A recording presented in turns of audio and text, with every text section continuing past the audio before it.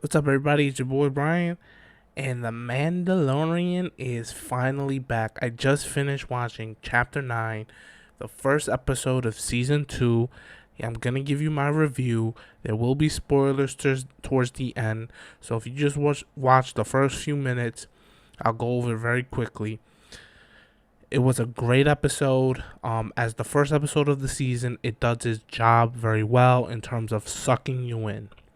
So before I go into the overall of the episode, I'm just gonna say set design A+, music A+, sound A+. Everything about the production value of the Mandalorian is still top of the line. It's even better. So all that is good. The plot of the first episode is really, really good. We go back to familiar territory. We see a familiar face. uh we get a interesting story for the first episode. Of course, season 2 has been marketed around that the Mando is trying to get the baby Yoda back to his people. Now, it's up for debate whether his people are either the Jedi or his species. I think the Mandalorian is looking for the Jedi, and hoping that the Jedi could lead the baby Yoda to his species. That's my prediction. Not necessarily looking for the baby Yoda's like home world, and his species. So, that's my prediction for the season, that he will find the Jedi, but he won't find the baby Yoda species. They're still gonna keep the Yoda species as somewhat of a mystery. So that's my prediction there. But it's very good. It's very good pacing. So you get into it within the first 5 to 10 minutes. You get good action sequences. Okay, after that it slows down. It has a bit of comedic relief, which was good. Amy Sedaris reprised her role as the woman on Tatooine. She was very good. If you watch it, she kind of represents a lot of fans out there in her acting, but I'll get to that in the spoilers. Then we get, good story.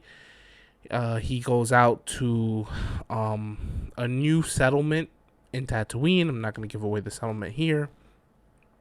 We meet Kyle Vanth, who is played by Timothy Olyphant, and he gave a great performance.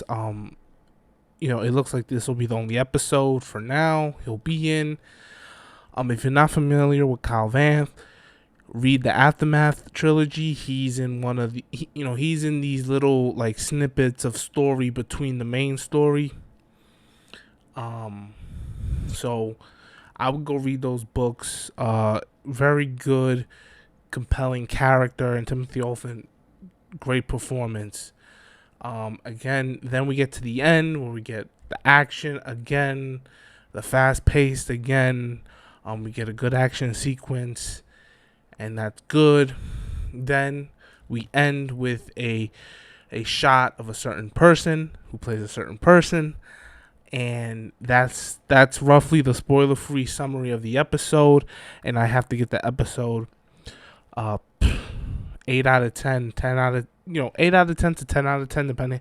But it's a very good episode. Like I said, it does the job of sucking you right into the story, right into the action, right into, it's not easing along, and I can't wait to next week till we can see what's next.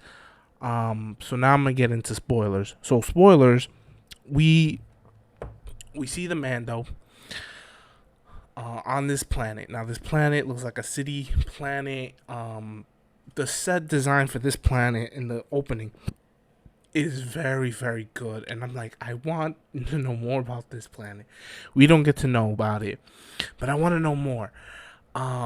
He goes to an underground flight club where he's meeting with some seedy guy who's like, I hear you have information. I'm trying to find Mandalorian. So the Mando is not directly looking for the Jedi. He's looking for other Mandalorians. When we see him again in this episode, he thinks that if he finds other Mandalorians, he will find a path to the Jedi, and so on and so forth. So He's meeting with the city underground uh, fight club owner guy. Very good conversation. Of course, the double cross that you see in the trailers with the Baby Yoda putting himself into the carriage. So we knew that was coming. That character with the one eye is played by John Leguizamo.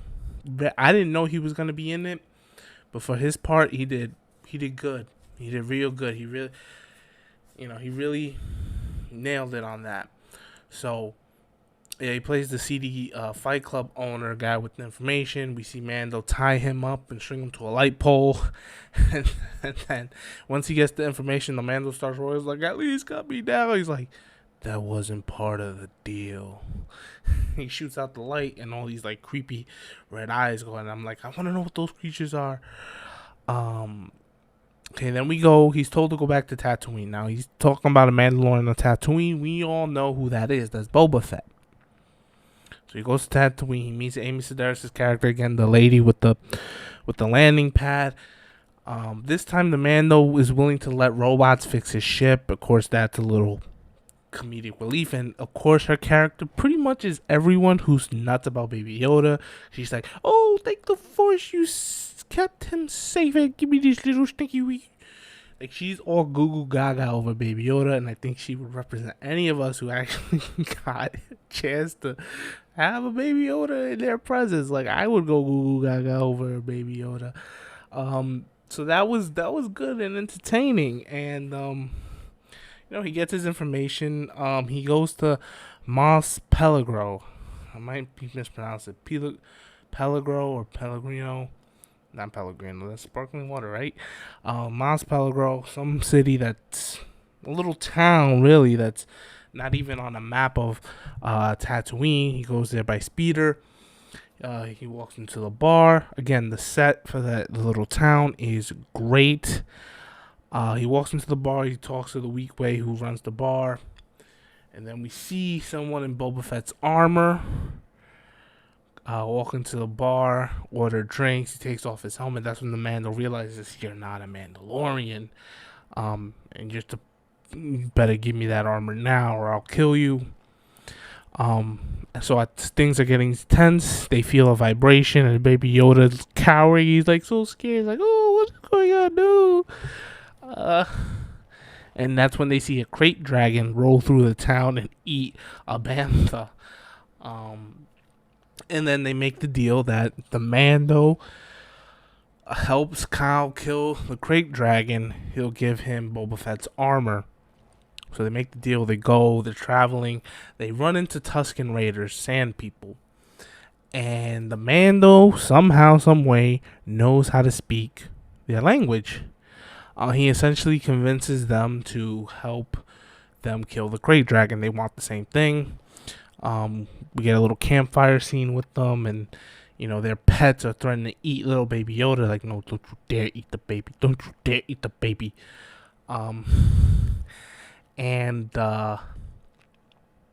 So yeah, they have a little campfire scene. Kyle Van's supposed to drink this drink that stinks, and he doesn't want to drink it. And he insults the Tuskens, and they eventually find their way to the Crate Dragon's lair, or Crate Dragon's nest, which is an abandoned Sarlacc pit. And I wonder what Sarlacc pit was in. And the Mando says, so Kyle Van says, "I've lived on Tatooine my entire life. There's no such thing as an abandoned Sarlacc pit." And the Mando says, "There is if you eat it." So apparently Tusken Raiders eat Sarlacc pits, or something eats Sarlacc pits. Or maybe the Crate Dragon eats Sarlaccs. I don't know. And so the Sand People try to give a bantha as a tribute to the Crate Dragon. The Crate Dragon eats the Sand Person. So then the Sand People and the Village People team up with Mando and Calavan. We get a good action sequence. I didn't like the fact that the Mando had to go into the Crate Dragon to kill the beast. I feel like that's so cliche. Whenever there's a giant wormy or dragon-like beast, get swallowed up and blow it up from the inside. I just feel like it's cliche. But the Mando does pull it off with style. and he blows up the Krayt Dragon from within. The Tusken Raiders salvage something from the Krayt Dragon, and the Mando takes a chunk of it too. I don't know what he's taking there. Maybe it's just meat to cook, but I don't know.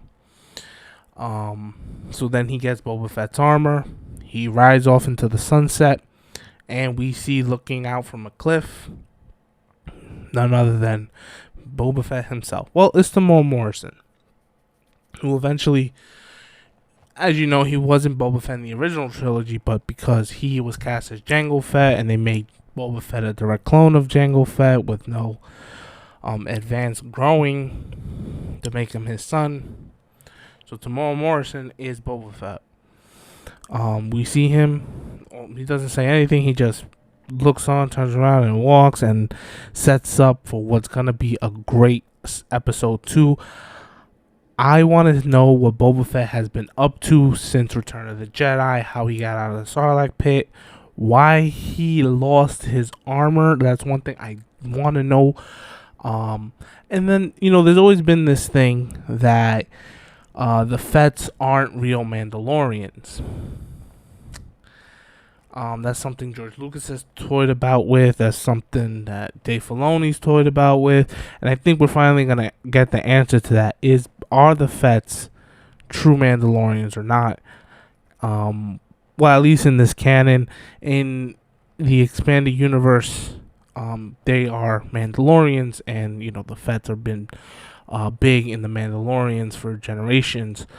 So we're gonna see whether or not Boba Fett and Jango Fett are true Mandalorians coming up in this series, and great way to start season 2. I can't wait for episode 2. God, why does it have to be 7 days? Someone fast forward to next Friday. We'll know who our next president is, and we'll have the next episode in The Mandalorian. So anyways, that's my review of episode 1 for season 2 of The Mandalorian. I'm gonna do every episode after they come out, a review, and then discuss it at the end of the season, and then maybe just do like a season to season comparison. But so far it started off great, as I knew it would. Jon Favreau is really doing a great job with this. Dave Filoni, everyone involved is doing a great job with The Mandalorian. Keep up the great work. Can't wait for more episodes. I wish Disney released them all at once, but till next time, my friends, may the Force be with you. It's your boy, and I'm out. Catch you next time. And please like the video if you like it, dislike it if you didn't like it, and subscribe to the channel for more content. Thank you so much for your time. May the Force be with you. This is the way.